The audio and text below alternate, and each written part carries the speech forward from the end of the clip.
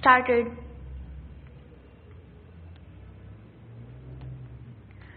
आदरणीय महोदय, अशिक्षा, गरीबी और भूख भी दुनिया के उन हिस्सों में अधिक है जो गुलामी की जंजीरों में जकड़े रहे।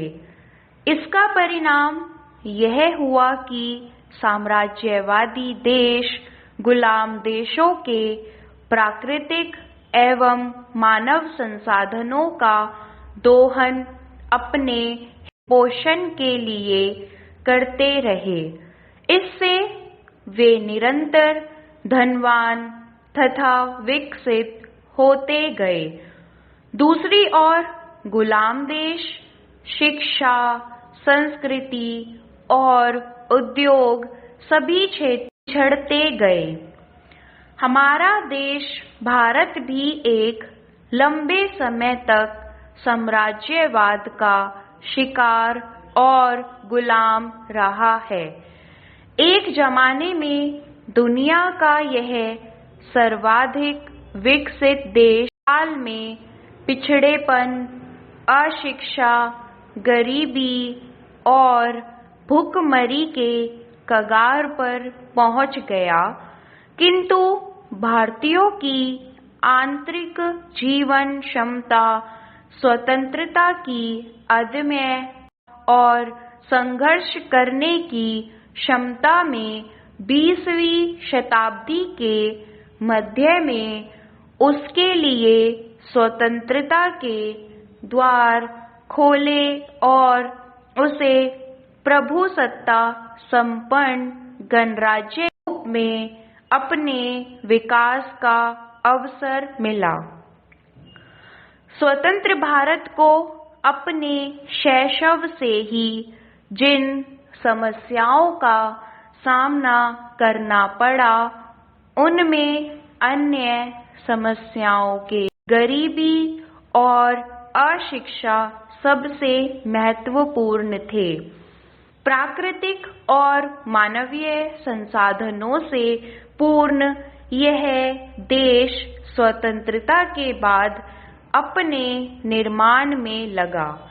हमारा समतावादी समाज की स्थापना द्वारा देश को आर्थिक प्रगति की राह पर आगे बढ़ाना, अज्ञान और निरक्षरता इस राह की सबसे बड़ी बात।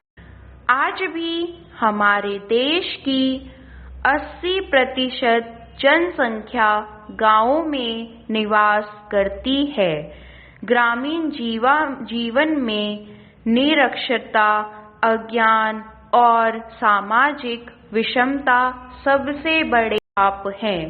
भारत के करधारों ने प्रारंभ में ही इस तथ्य को पहचान लिया था और समझ गए थे कि सामाजिक न्याय, आर्थिक विकास व समता मूलक समाज स्थापना एवं उन्नति के लिए आवश्यक है कि हम अज्ञान और निरक्षरता के विरुद्ध एक अभियान छोड़ें।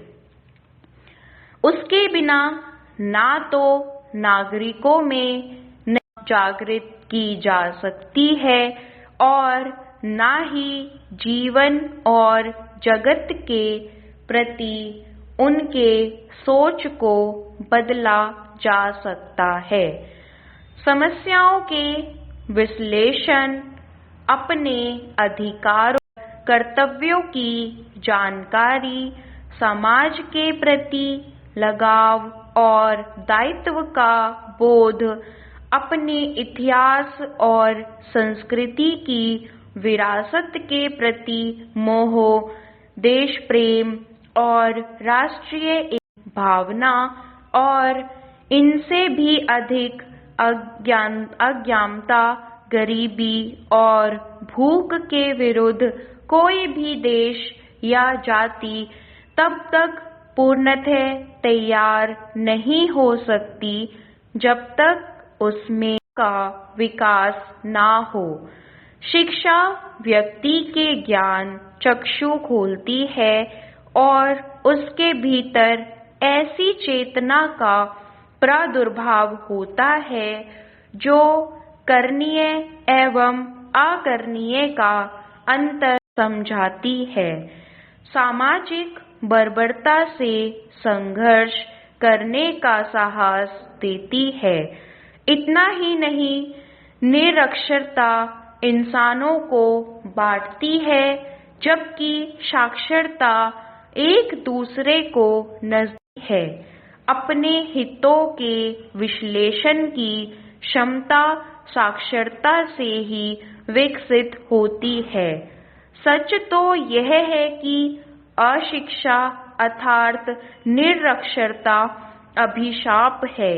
एक मायने में गरीब अधिक बड़ा, क्योंकि गरीबी आमतौर पर निरक्षरता के कारण ही पैदा होती है।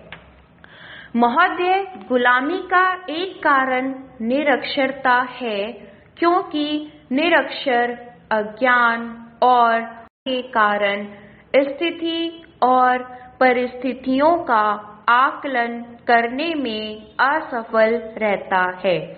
परिणाम स्वरूप दूसरों की चाकरी करना उसकी नियति बन जाती है। यह बात व्यक्ति, समाज, देश सभी पर लागू होती है। निरक्षरता व्यक्ति को आगे बढ़ाने से रोकती है, आत्मविश्वास का क्षय करती है। परिणाम स्वरूप व्यक्ति पिछड़ने लगता है।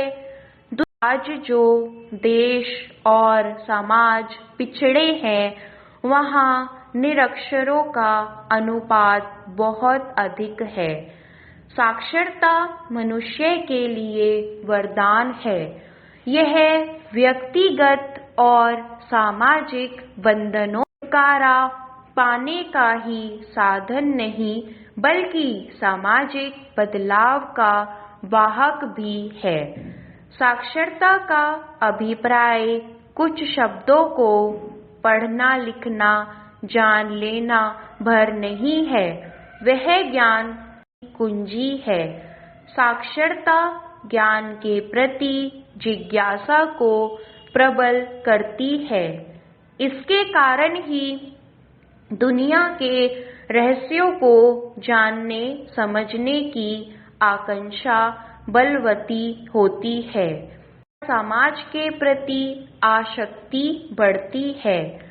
इससे कुछ ऐसा बुनियादी कौशल विकसित होता है जो व्यक्ति को जड़ता के विरुद्ध तेजस्विता प्रदान करता है।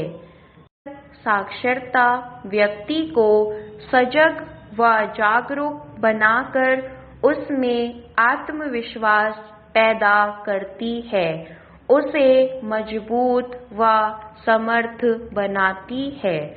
इसलिए यह कहना सारगर्भित कि साक्षरता न केवल व्यक्ति के लिए अनिवार्य है, बल्कि समाज व देश के लिए भी, क्योंकि साक्षर व्यक्ति ही देश के विकास में कारगर भूमिका निभा।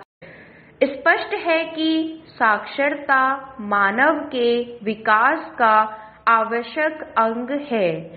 यह अपनी बातें दूसरों तक पहुंचाने, नई बातें सीखने, ज्ञान विज्ञान के आदान प्रदान का साधन है।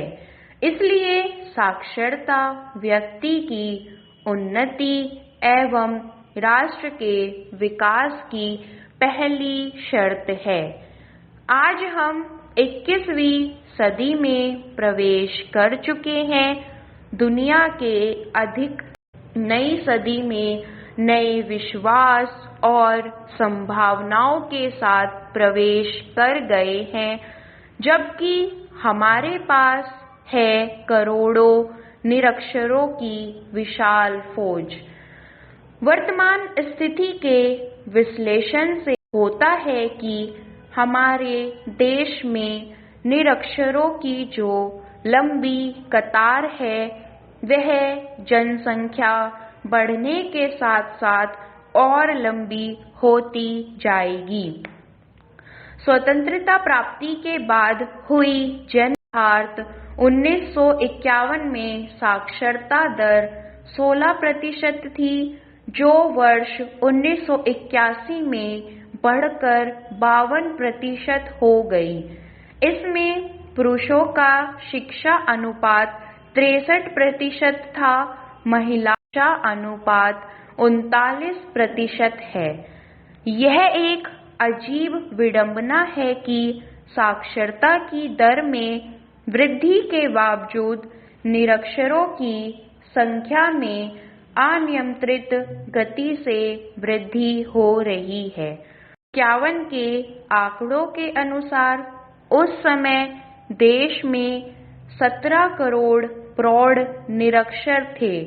यदि जनसंख्या वृद्धि और साक्षरता प्रसार की दर में कोई बुनियादी परिवर्तन हुआ तो सन 2002 तक भारत में 50 करोड़ लोग निरक्षर होंगे।